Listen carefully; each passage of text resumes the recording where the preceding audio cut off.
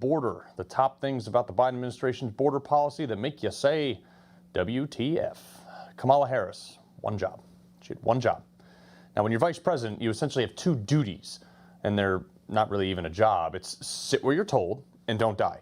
So your schedule's pretty open. Her only assigned job outside of that was to get the border crisis under control. Her entire time in office, she's visited the border one time.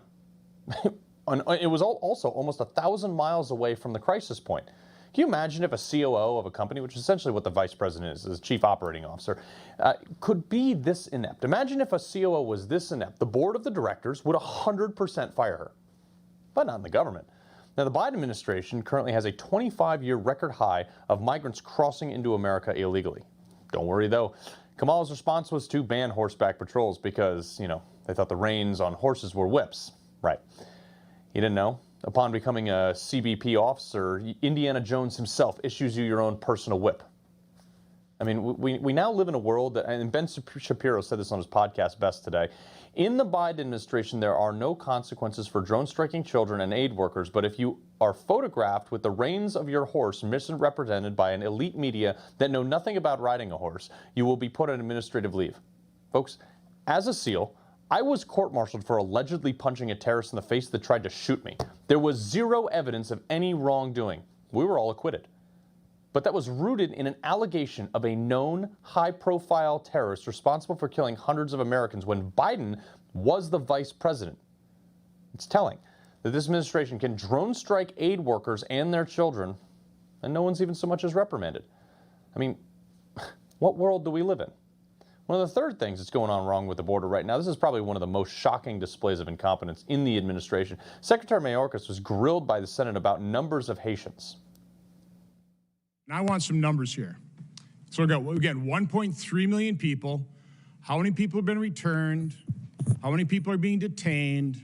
How many people have been dispersed to all points around America? Senator, I would be pleased to provide you with that data. I want them now. Why don't you have that information now? I mean, no idea, no clue. Jen Psaki was grilled by White House reporter Peter Doocy and was just absolutely equally clueless. So I want to ask you, do you have the numbers? How many Haitians have been deported? How many have been processed? And how many have been allowed to stay in the United States? I certainly understand why you're asking and understand why people have been asking Secretary Mayorkas. Those are numbers that are the Department of Homeland Security would have the most up-to-date numbers. But why is it so hard to keep track of a simple number like that? Why can't you give it? Why can't he give it? It's been 2 days now he's been asked. I'm certain they will provide it. It's an absolutely fair question to ask, and I'm certain he just wanted to have the most up-to-date numbers to provide. Oh, my Lord.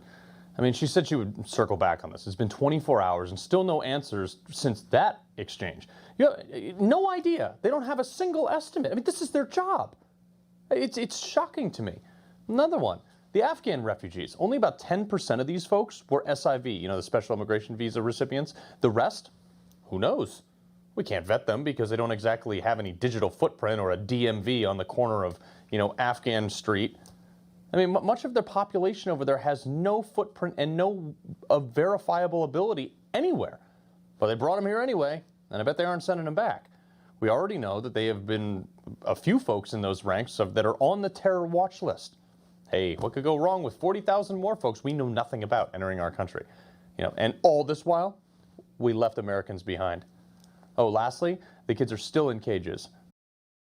Hey, I'm Rob Finnerty. Thanks for watching. If you enjoyed this video, please join the conversation in the comments below. Don't forget to subscribe, too.